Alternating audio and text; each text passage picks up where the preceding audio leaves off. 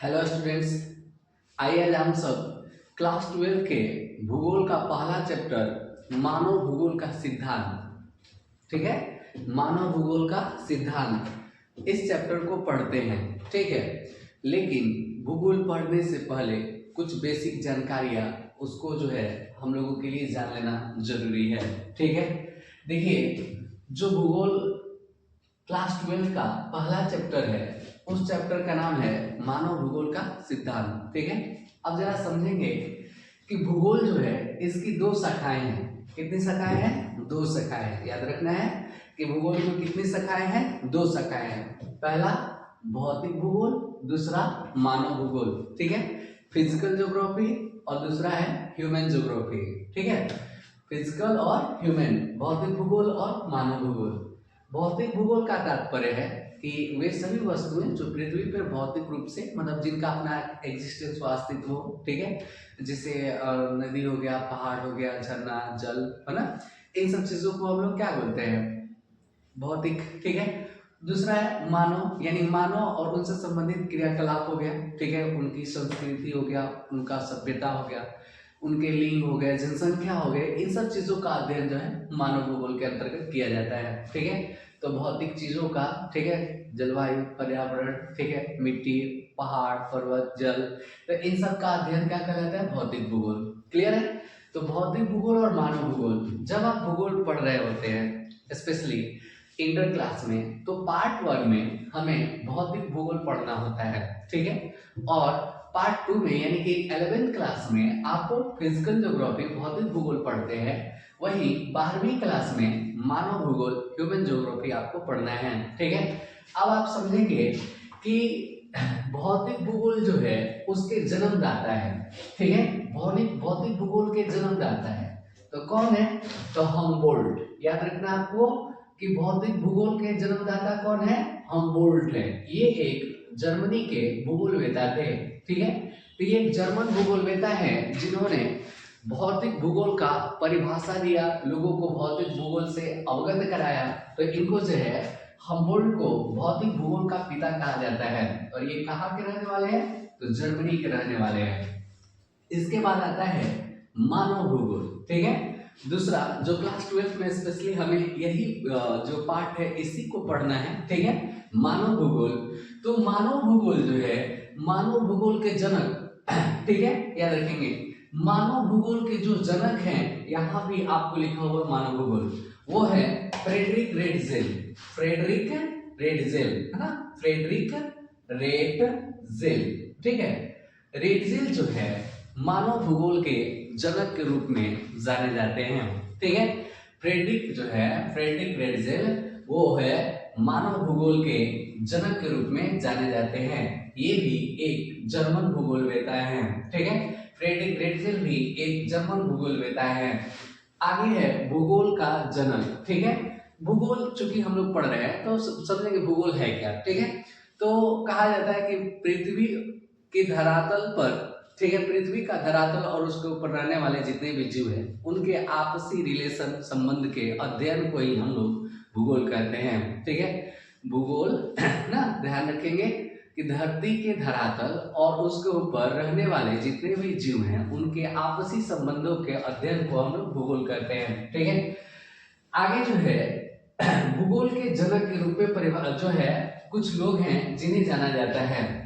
पहला है भूगोल शब्द के जनक। ठीक है, भूगोल शब्द के जनक के रूप में किसे जाना जाता है? ठीक है, तो भूगोल शब्द के जनक के रूप में इरेटोस्थनीज को जाना जाता है। किसे जाना जाता है? इरेटोस्थनीज, है ना, इरेटोस्थनीज के नाम से एक जो है भूगोलवेता है। ये दुनिया के पहले ऐसे व्यक्ति थे जिन्होंने भूगोल शब्द का प्रयोग किया था। तो भूगोल और भूगोल शब्द के जनक, है ना, के रूप में जो है इरेटोस्थनीज को जाना जाता है विशेष तौर पे। ठीक है, भूगोल शब्द के जनक के रूप में, क्योंकि ये पहले इंसान थे जिन्होंने भूगोल शब्द का प्रयोग किया था। इरेटोस्थनीज यूनान के रहने वाले थे। कहाँ के रहने वाले थे? यूनान के रहने वाले थे, है ना। इरेटोस्थनीज जिन्होंने भूगोल शब्द का पहली बार प्रयोग किया था वो कहाँ के रहने वाले हैं? यूनान के रहने वाले हैं। इसके बाद आता है कि भूगोल का जनक किसे कहते हैं। भूगोल एज अ सब्जेक्ट, भूगोल एक विषय के रूप में अगर हम देखें तो उसके जनक किसको माना, उसका जनक किसे माना जाता है, तो ये हिकैटियस है। कौन है? हिकैटियस। हिकैटियस को ना याद रखेंगे, हिकैटियस को भूगोल का जनक कहा जाता है। क्या कहा जाता है? भूगोल का जनक, यानी जनक मतलब पिता, फादर ऑफ जियोग्राफी, ठीक है। यानी कि फादर ऑफ ज्योग्राफी जो है, ठीक है, किसे कहा जाता है? हिकैटियस को। भूगोल शब्द का जनक यानी द फादर ऑफ ना भूगोल वर्ड, जियोग्राफी वर्ड, तो वो कौन है भाई? इरेटोस्थनीज।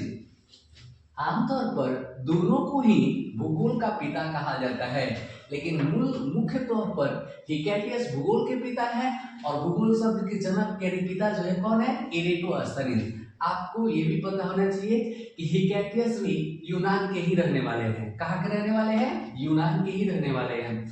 तो भूगोल के जनक और भूगोल शब्द के जनक दोनों के दोनों यूनानी हैं। कहाँ से है? यूनान से है। इसीलिए परीक्षा में कई बार क्वेश्चंस को तोड़ मरोड़ करके, उल्टा सीधा करके प्रश्न कर लिया जाता है। कह दिया जाएगा कि भूगोल का जनक कौन है, और उसमें ना तो इरेटोस्थनीज है और ना ही हिकैटियस है। मतलब आपके ऑप्शन में ना तो इरेटोस्थनीज है और ना ही हिकैटियस है, बजाय इसके वहां पर यूनान, जर्मनी, फ्रांस, है ना, ऐसे शब्द लिखे हुए हैं। तो समझ जाइएगा कि क्या आपको किस ऑप्शन के साथ जाना है? यूनान के साथ जाना है। किसके साथ जाना है? यूनान के, क्योंकि इरेटोस्थनीज और हिकैटियस दोनों के दोनों, ठीक है, इरेटोस्थनीज और हिकैटियस दोनों के दोनों कहाँ के रहने वाले थे? तो यूनान के रहने वाले थे, ठीक है। अगला आ जाता है भौतिक भूगोल, ठीक है, कि भौतिक भूगोल के जनक किसको माना जाता है। अभी मैंने आपको बताया कि भौतिक भूगोल का जन्मदाता जो है हम्बोल्ट थे। कौन थे?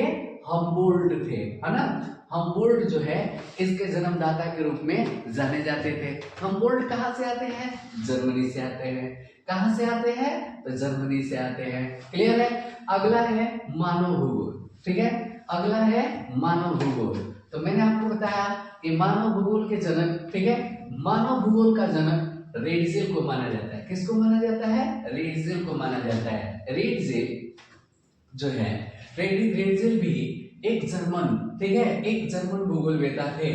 फ्रेडरिक रेडजेल भी एक जर्मन भूगोलवेता हैं, ठीक है, थे। एक और बात याद रखिएगा कि इन्होंने मानव भूगोल के संदर्भ में एक किताब का, ठीक है, भूगोल के क्षेत्र में इन्होंने एक किताब का रचना किया है, जिस किताब का नाम एंथ्रोपोजियोग्राफी है। एंथ्रोपोजियोग्राफी, जियोग्राफी, ठीक है, एंथ्रोपोजियोग्राफी, ये हिंदी वर्ड है। इन्होंने जो है इस मतलब जो है बुक को इंग्लिश में लिखा था। द एंथ्रोपोजियो, हाँ, ये एक ही साथ आएगा ना, स्पेस कम है, या आप यहाँ से ऐसे लिख सकते हैं, एंथ्रोपोजियोग्राफी, ठीक है। एंथ्रोपोजियोग्राफिया के नाम से जाना जाता है। हम क्या बोलते हैं? एंथ्रोपोजियोग्राफिया। तो मानव भूगोल का जनक फ्रेडरिक रेडजेल जर्मनी के रहने वाले थे। साथ ही साथ इन्होंने मानव भूगोल पर एक किताब लिखा हुआ है जिसका नाम था एंथ्रोपोजियोग्राफी।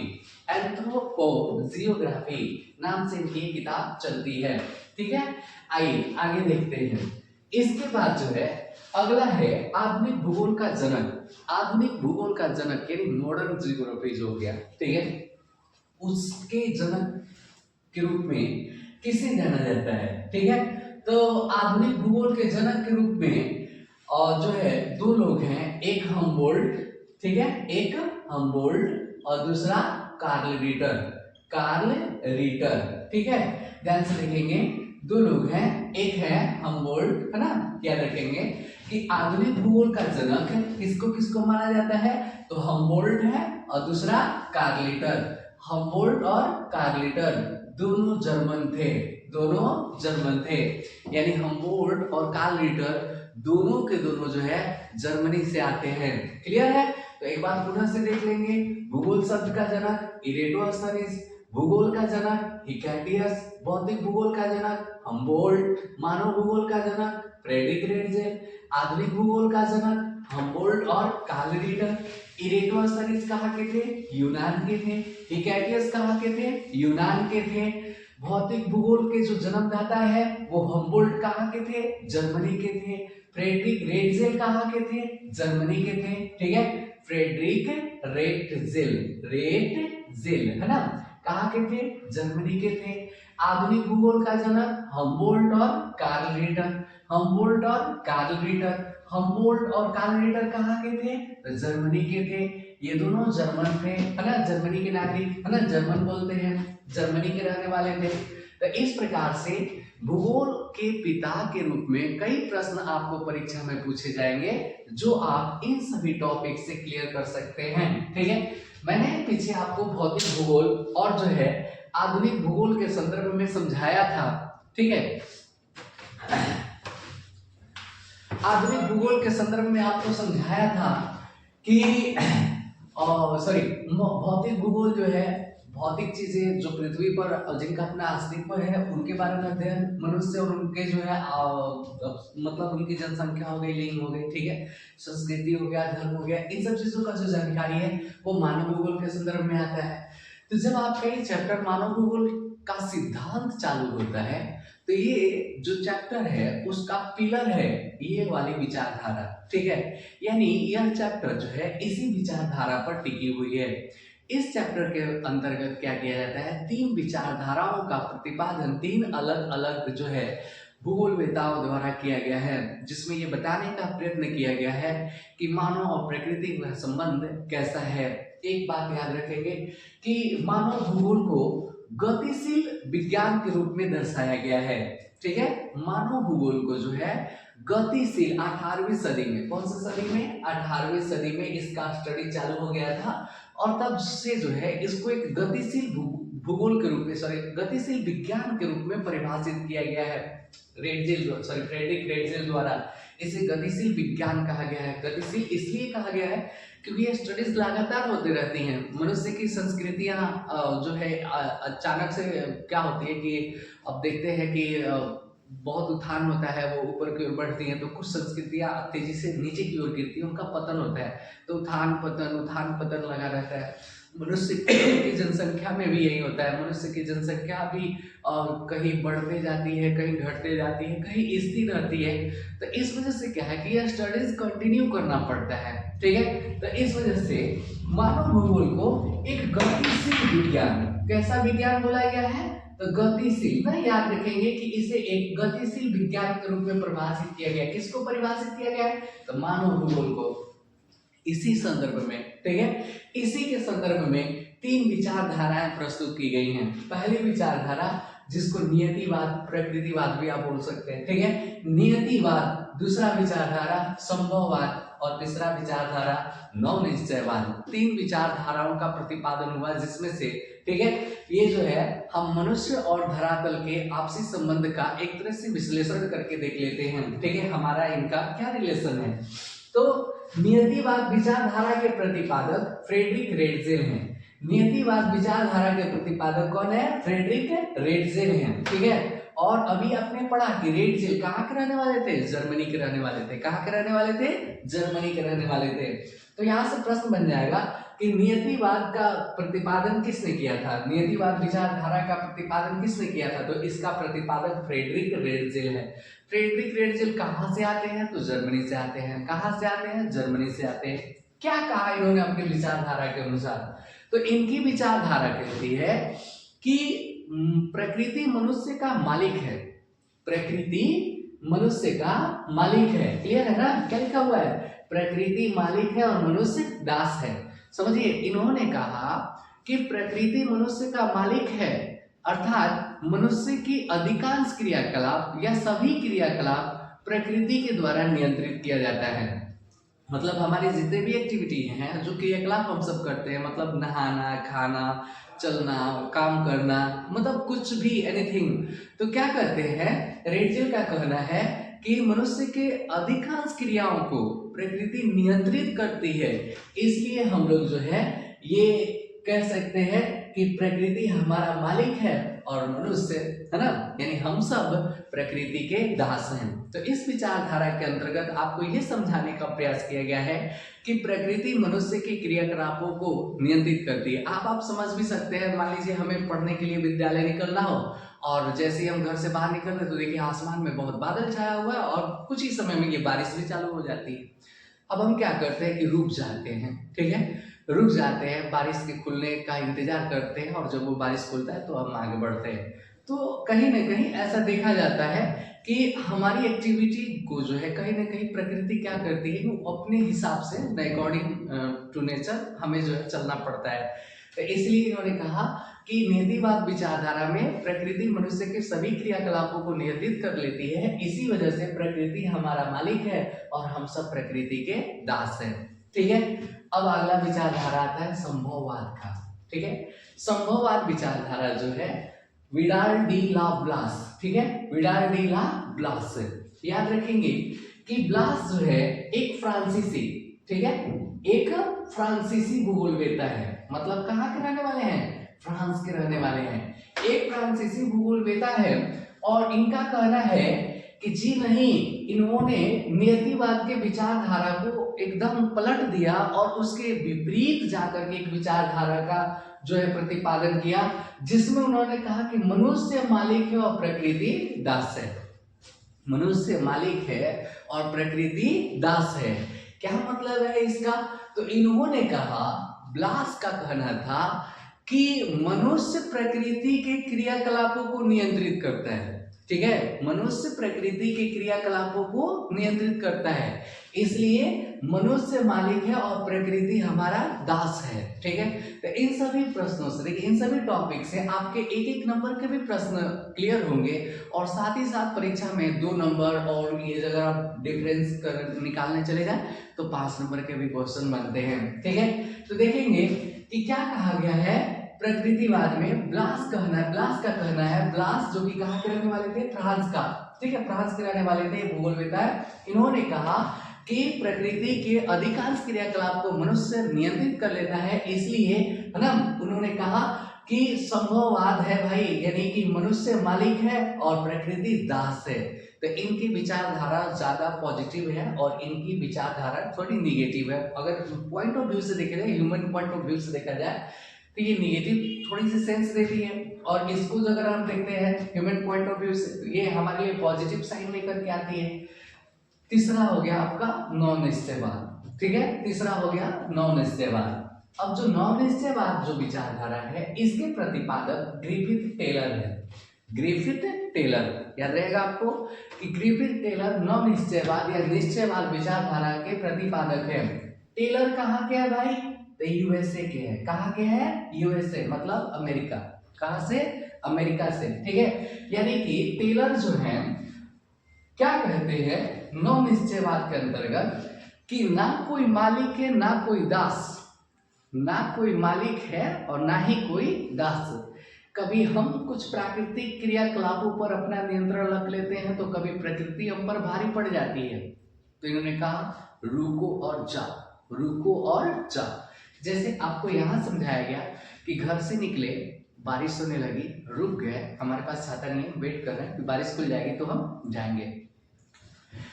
संभववाद विचारधारा कहती है कि अच्छा ठीक है, बारिश ही हो रहा है ना, हमारे पास छाता है, हम छाता निकाले के चल देंगे। आप घर से निकलते हैं, गर्मी का दिन है, मई जून का महीना चल रहा है, बहुत तेज धूप लगती है, आप आसमान देखते हैं, धूप देखते हैं तो डर सा लगता है कि इतनी धूप में हम कहाँ जाएंगे। उसका भी उपाय होता है, उसमें भी आप छाता प्रयोग कर सकते हैं। छाता नहीं है तो आपके पास अंगोछा होगा, गमछी होगा, उसे आप सिर पे, तौलिया होगा, सिर पे डाल लेते हैं, निकल जाते हैं। तो ये संभववाद विचारधारा है भाई कि ठीक है, प्रकृति हमारे लिए कोई ना कोई मतलब जो है बाधा उत्पन्न करेगी, लेकिन हम उसके लिए कोई ना कोई तोड़ निकाल के हम अपना काम कर लेंगे। तो इस तरह से संभववाद हुआ। लेकिन इन्होंने कहा रुको और जाओ, यानी कि जब प्रकृति हमारे अनुरूप नहीं है, अनुकूल नहीं है, तो हम वेट करेंगे, जैसे ही परिस्थिति हमारे अनुकूल हो जाती है तो हम अपने कार्य पर लग जाएंगे, अपने कार्य को करने या क्रिया का निष्पादन करना चालू कर देंगे। तो इन्होंने क्या कहा, रुको और जाओ, ना कोई मालिक है और ना ही कोई दास है। ना तो प्रकृति किसी का मालिक है और ना ही मनुष्य किसी का मालिक है, ना ही प्रकृति किसी का दास है, ना ही मनुष्य किसी का दास है। तो नव निश्चयवाद विचारधारा के प्रतिपादक ग्रिफिथ टेलर हुए, जिन्होंने कहा ना कोई मालिक है और ना कोई दास है, बल्कि रुको और जाओ, रुको और जाओ का कथन इन्होंने दिया और ये लोगों को समझाने का प्रयत्न किया कि आप जो है ना थोड़ा सा परिस्थितियों का ध्यान रखें, उसके बाद अपना कार्य अपने अनुसार कर सकते हैं। इस चैप्टर का आखिरी टॉपिक है मानव भूगोल का, जो आप पढ़ रहे हैं। तो मानव भूगोल का जो प्रकृति विषय एवं क्षेत्र जो पहला चैप्टर है आपका, जो उसके सिद्धांत को बताता है, तो उस संदर्भ में ये आखिरी टॉपिक बन जाता है। ठीक है, आइए देखते हैं भूगोल का क्षेत्र एवं उपक्षेत्र। ठीक है, यानी भूगोल के क्षेत्र क्या है और उन्हीं से जुड़े हुए कुछ और क्षेत्र, जैसे आप ग्रह और उपग्रह पढ़ते हैं तो उसी तरह से क्षेत्र और उपक्षेत्र है। ठीक है, बिल्कुल उसी प्रकार से देखिए भूगोल का क्षेत्र एवं उपक्षेत्र जब अगर आप पढ़ने जाते हैं तो यहाँ बताया गया है कि एक इसका क्षेत्र होता है जिसको सामाजिक भूगोल कहते हैं। क्या कहते हैं भाई? सामाजिक भूगोल कहते हैं। यानी देखिए आपको स्टडी करना होता है, भूगोल में क्या अध्ययन होता है। हमने क्या बोला कि धरातल और उसके ऊपर रहने वाले सभी जीवों के आपसी संबंध के अध्ययन को हम लोग भूगोल कहते हैं। ठीक है, तो उसी प्रकार से आप देख रहे हैं कि इसका क्षेत्र बताया जा रहा है सामाजिक भूगोल। ठीक है, मतलब भूगोल का वह क्षेत्र है जहां पर हम समाज और समाज से रिलेटेड एक्टिविटीज को यानी क्रियाकलापों का अध्ययन करते हैं, तो उसको हम लोग कहेंगे सामाजिक भूगोल। ठीक है, अब इसके कुछ उपक्षेत्र हो सकते हैं, जैसे करा सामाजिक कल्याण भूगोल। ठीक है, और अगला है संस्कृति भूगोल, लिंग भूगोल, ऐतिहासिक भूगोल, चिकित्सा भूगोल। तात्पर्य क्या है? देखिए परीक्षा में वैसे भी 2 नंबर के प्रश्न इससे आते हैं, जिसमें से पूछा जाएगा कि 4 भूगोल क्षेत्रों के नाम लिख दें, या फिर जो है क्षेत्रों के नाम के साथ साथ उनके उप क्षेत्रों के नाम लिखें। ठीक है, तो देखो तो सामाजिक कल्याण भूगोल मतलब एक ऐसा भूगोल जिसमें समाज कल्याण के संदर्भ में कोई कार्यक्रम चलाए जाते हो। ठीक है, तो ऐसे भूगोल के अध्ययन यानी ऐसे क्षेत्र का अध्ययन सामाजिक कल्याण भूगोल के अंतर्गत जाना जाएगा। समाज में कई कल्याण के काम किए जाते हैं, सरकारी हॉस्पिटल्स खोले जाते हैं, सरकारी स्कूल्स खोले जाते हैं। ठीक है, इसके अलावा जो है खेलकूद क्लब खोले जाते हैं। बहुत सारी ऐसी चीजें हैं जहाँ पे लोग जो है समाज के कल्याण के लिए कोई ना कोई कार्य करते हैं। तो वही है समाज कल्याण ना भूगोल। सांस्कृतिक भूगोल, कुछ क्षेत्र ऐसे होते हैं जो धर्म और संस्कृति के लिए काफी विख्यात होते हैं। बनारस हमारा जो है हम सब जा रहे थे, बगल में बनारस है, तो आप जानते हैं कि धार्मिक स्थल है बनारस। जो सिटी हमारा शहर है, वहाँ पर जो है अनेकों प्रकार के जो है मंदिर मिलेंगे आपको, जो है अनेकों प्रकार के ऐसे गंगा किनारे आप जब घूमेंगे कि कई ऐसे घाट है जो आपको जहाँ से आपको बहुत कुछ धर्म के क्षेत्र में देखने को मिलेगा। और संस्कृति जैसे क्या बोलते हैं हमारे पहनावा ओढ़ावा रहन सहन खान पान, तो अगर इन सब चीजों से रिलेटेड कहीं अध्ययन कर लेते हैं, संस्कृति अध्ययन हो गया, सांस्कृतिक भूगोल हो गया, लिंग भूगोल। अब जो है क्या होता है कि महिला पुरुष 2 प्रकार है कि मतलब महिलाओं की संख्या कितनी है, पुरुषों की संख्या कितनी है। ठीक है, तो इस सब का जब हम अध्ययन करने लगते हैं तो जो है लिंग भूगोल के वो क्षेत्र के अंतर्गत चला आता है। ठीक है, ऐतिहासिक भूगोल, कुछ जमीन या कुछ धरती का कुछ हिस्सा ऐसा है जो इतिहास में काफी जो है अपना नाम रखता है, गौरवशाली महत्व रखता है। अगर ऐसे क्षेत्रों का अध्ययन करते हैं तो वो ऐतिहासिक भूगोल हो गया। अब जैसे आप राजस्थान का क्षेत्र ले लीजिए, जितने भी राजपूत राजवाड़े हुए वो राजस्थान क्षेत्र से बहुत अधिक हुए, काफी फेमस हुए। तो आप जब जयपुर उदयपुर जैसे शहरों में आप जाएंगे तो ऐसे जगहों के अध्ययन को जो है आप ऐतिहासिक भूगोल के मतलब जो है नाम से जान सकते हैं। फिर दुनिया में कई ऐसी लड़ाइयाँ हुई हैं जो ऐतिहासिक घटनाओं को दर्शाती हैं, अगर आप उन्हें भी देखेंगे तो भी समझेंगे। जैसे आप महाभारत का जो युद्ध हुआ था कुरुक्षेत्र के मैदान में हुआ था, आप उसको देख लीजिए। कलिंग का युद्ध जो अशोक ने लड़ा था जो है उड़ीसा में, आप उसको देखिए। तो ऐतिहासिक दृष्टि से जो जगह जिस जगह का अध्ययन किया जाएगा उसको ऐतिहासिक भूगोल कहेंगे। चिकित्सा भूगोल, कुछ क्षेत्र ऐसे होते हैं जहाँ पे बेहतर चिकित्सा सुविधा का व्यवस्था होता है। ठीक है, हमारे देश भारत में जो है अब सबसे ज़्यादा उत्तर प्रदेश में बनारस में BHU यानी बनारस हिंदू जो यूनिवर्सिटी है, और उस अस्पताल को देखिए, अब पूरे भारत का गौरव है। भारत के कोने कोने से लोग वहाँ जो है इलाज कराने के लिए जाते हैं। हमारे खुद के जो है राजधानी पटना में पटना में पीएमसीएच जैसा अस्पताल है। तो ऐसे क्षेत्रों या उनके आसपास के अध्ययन को जो है हम लोग चिकित्सा भूगोल के अंतर्गत इन चीज़ों को रखते हैं। अगला आ जाएगा आपका नगरीय भूगोल, ठीक है। तो नगर जो है नगर नियोजन के लिए जाना जाता है, ठीक है। नगर जो है नगर नियोजन के लिए, नियोजन का अर्थ होता है योजना, और योजना का अर्थ होता है कुछ भी करने से पहले सोच विचार लेना, नहीं पूर्व ही जो है विचार कर लेना, उस सब को हम लोग जो है नियोजन कहते हैं। तो नगरीय भूगोल ऐसे तो उप क्षेत्र नहीं है, ये बस सहायक का एक माध्यम है, सॉरी स्टडी का एक माध्यम है नगर नियोजन, ठीक है। तो नगर नियोजन संबंधी जब आप कोई अध्ययन करते हैं, स्टडी करते हैं, तो जो है इसके उप क्षेत्र के संदर्भ में लाया जा सकता है, ठीक है। अगला है राजनीतिक भूगोल, यानी राजनीतिक एक्टिविटीज जहाँ से ऑपरेट होती है, संचालित होती है, तो ऐसे जगहों का अगर स्टडी करते हैं तो वो राजनीतिक भूगोल के क्षेत्र में आ जाएगा। जितनी भी राज्यों की राजधानियां हैं वो प्रशासनिक दृष्टि से काफ़ी महत्वपूर्ण होती हैं। वहाँ पर बहुत सारे पुलिस, बहुत सारे अधिकारी होते हैं, सेनाओं की छावनी होती है। तो ऐसे जगह, या फिर आप सेंसिटिव एरिया जो बॉर्डर है, बॉर्डर साइड का जो एरिया है, अगर इसका स्टडी होता है, भारत के कई देशों के साथ अपना बॉर्डर लगता है, जैसे हमारा चाइना के साथ बॉर्डर लगता है, पाकिस्तान के साथ, अफगानिस्तान के साथ, नेपाल, भूटान, बांग्लादेश, ऐसे देशों के साथ जो है हम लोग का अपना जो है बॉर्डर लगता है। अब ऐसे एरियाओं का जब हम अध्ययन करते हैं तो उन सबको हम लोग जो है राजनीतिक भूगोल के अंतर्गत जो है देख सकते हैं, ठीक है। और उसके अलावा जो है क्या कह रहे हैं कि इसमें निर्वाचन और सैन्य, देखिए निर्वाचन और सैन्य, ठीक है। निर्वाचन का मतलब क्या, चुनाव की जो प्रक्रिया होती है उसको हम लोग निर्वाचन बोलते हैं। हमारे देश में 1950 में चुनाव आयोग बनाया गया। कब बनाया गया था? 1950 में, है ना। तो 1950 में चुनाव आयोग बनाया गया। उसके बाद जो है जो हमारे यहाँ आम चुनाव होना चालू हुआ, ठीक है, और जो है विधिवत सरकार बनाई जाती है हमारे यहाँ। तो निर्वाचन भूगोल यानी कि किसी क्षेत्र विशेष में अगर हम निर्वाचन संबंधित स्टडी कर रहे हैं तो उसको जो है निर्वाचन भूगोल के अंतर्गत रखेंगे। सैन्य भूगोल भी राजनीतिक भूगोल के अंतर्गत आएगा, जिससे मैंने अभी थोड़ी देर पहले आप लोगों को समझाया कि ऐसी कोई जगह जहाँ पे सैनिक छावनियाँ होती हैं, प्रशासनिक जो नगर होते हैं, जब उनको हम स्टडी करने लगते हैं तो वो राजनीतिक भूगोल के अंतर्गत आते हैं। और एक है आर्थिक भूगोल। कौन सा भूगोल भैया? आर्थिक भूगोल, ठीक है। तो संसाधन भूगोल, कृषि भूगोल, उद्योग भूगोल, पर्यटन भूगोल, अंतर्राष्ट्रीय व्यापार भूगोल, ये सब हिस्से है किसका? आर्थिक। आर्थिक का तात्पर्य क्या होता है? आर्थिक शब्द जहाँ पे आता है वहाँ पे पैसा का बात होता है, मनी का बात होता है, ठीक है। आप समझेंगे कि जहाँ पे इकोनॉमिक बातें चलने लगी, इकोनॉमिक्स मतलब क्या बोलते हैं, आर्थिक गतिविधियों पे बातचीत होती है, वहाँ पे धन की बात की जाती है।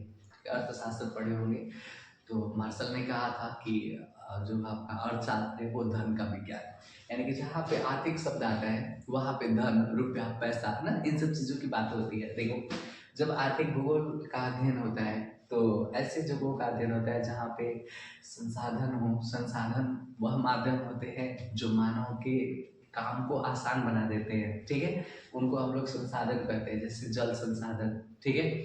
जल हमारे लिए बहुत उपयोगी होता है, हम पीने के लिए भी प्रयोग करते हैं, खाना बनाने के लिए भी प्रयोग करते हैं, तरह तरह के कामों में, जैसे सिंचाई के काम में भी हम लोग जल का प्रयोग कर लेते हैं।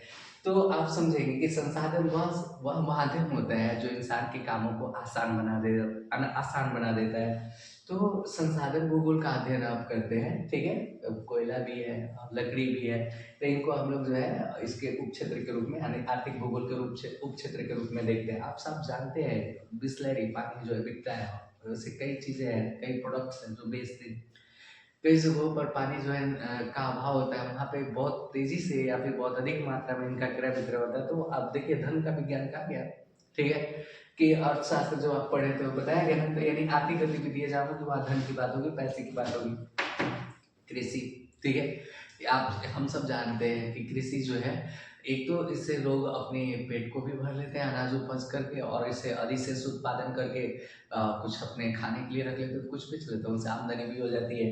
यानी किसी कृषि क्षेत्र का अध्ययन करेंगे तो वो भी आर्थिक भूगोल के अंतर्गत आएगा। उद्योग धंधा आजकल तो काफ़ी फेमस हो गया है भाई, ठीक है। आजकल तो वैसे भी निजीकरण चल रहा है, कई सरकारी संस्थाओं का भी जो है प्राइवेटाइजेशन कर दिया गया है। तो इससे भी एक चीज़ समझ में आता है, ठीक है, कि अगर आप उद्योग से संबंधित अगर एक्टिविटीज़ का स्टडी करेंगे तो उस स्टडी को भी ना आर्थिक भूगोल के उप क्षेत्र के अंतर्गत देखा जाएगा। फिर पर्यटन, पर्यटन का मतलब घूमने फिरने वाला स्थल, ठीक है। तो ये जो घूमने फिरने वाले स्थल होते हैं जहाँ लोग, जैसे आपने राजगीर का नाम सुना होगा, ठीक है, घूमने के लिए जाते हैं लोग, नालंदा विश्वविद्यालय घूमने के लिए जाते हैं, कश्मीर के वादियों में जाते हैं, शिमला के वादियों में जाते हैं, जो लोग जाते हैं नैनीताल, कहाँ कहाँ, ठीक है। तो इन सब जगहों को हम अंतर जो है पर्यटन पर्यटन स्थल के नाम से जानते हैं। तो जब पर्यटन स्थलों का अध्ययन होगा तो वो जो है आर्थिक भूगोल के उपक्षेत्र के अंतर्गत आएगा। अंतर्राष्ट्रीय व्यापार भूगोल, कुछ कुछ जगह ऐसे होते हैं जो व्यापार के लिए विशेष तौर पर अंतर्राष्ट्रीय व्यापार के लिए काफी फेमस होते हैं, ठीक है। अब कोलकाता का हुगली नदी ले लीजिए, ठीक है। अब गुजरात है, आप गुजरात के जो है तटवर्ती क्षेत्रों में जाइए जहाँ पे कई बंदरगाह आपको कई जगहों पर मिलेंगे। उसी प्रकार महाराष्ट्र में जाइए तो ऐसे कई क्षेत्र हैं, या फिर कुछ शहर भी होते हैं जैसे आगरा हो गया, दिल्ली हो गया, फरीदाबाद हो गया, ठीक है। और रानीगंज, झरिया, बोकारो, क्या है, यहाँ पे बहुत सारे ऐसी चीज़ें हैं, ठीक है, जहाँ से कई व्यापार किए जाते हैं। कुछ उत्पादन ऐसे होते हैं जो शहर के अंदर चलाए जाते हैं, कुछ राज्य के अंदर, कुछ देश के अंदर। तो कुछ ऐसी चीज़ें भी होती हैं जिनको हम अपने देश से दूसरे देश में ले जाकर के बेचते हैं, ठीक है। अगर अंतर्राष्ट्रीय व्यापार मतलब एक ऐसा व्यापार जो एक देश की सीमा के बाहर होती है, उसको हम लोग बोलते हैं अंतर्राष्ट्रीय व्यापार, ठीक है। तो अंतर्राष्ट्रीय व्यापार की जो अगर स्टडीज हम लोग करेंगे तो वो भी स्टडीज कहाँ आएगा, आर्थिक भूगोल के अंतर्गत आएगा, ठीक है। तो ये आपका पहला चैप्टर से, ठीक है, मानव भूगोल, इसका प्रकृति, अर्थ, क्षेत्र, ये हमें पढ़ना था। हम लोगों ने सारे टॉपिक्स को पढ़ा, ठीक है। अब आप लोग जो है इसे ध्यान से देख लेंगे और जो है इस तैयारी को करते हैं तो आपका 2 नंबर से लेकर 5 नंबर तक का क्वेश्चन, 5 नंबर का क्वेश्चन यहाँ से अंतर से बन सकता है। बाकी सब जो है 1-1 नंबर के क्वेश्चंस, और यहाँ से जो है 2-2 नंबर के भी क्वेश्चन, नियतिवाद क्या है, संभववाद क्या है, निश्चयवाद क्या है, ये भी परीक्षा में आपके प्रश्न आए जाएंगे, तो आप उसे वहाँ भी डील कर लेंगे। तो आपका चैप्टर ये वहाँ यहीं पे हो जाता है समाप्त। आप लोगों से निवेदन है, हर बार की तरह रिक्वेस्ट है, प्लीज़ आप लोग से रिक्वेस्ट करते तो हैं लेकिन आप लोग हमारे रिक्वेस्ट को एक्सेप्ट नहीं करते हैं। कई दिनों से प्रयास जारी है लेकिन इसका परिणाम न के बराबर दिखता है। तो प्लीज़ एक बार हमारे चैनल को ज़रूर सब्सक्राइब करिए, वीडियो को लाइक करिए, वीडियो पे कमेंट भी करिए और वीडियो को शेयर भी करिए। धन्यवाद।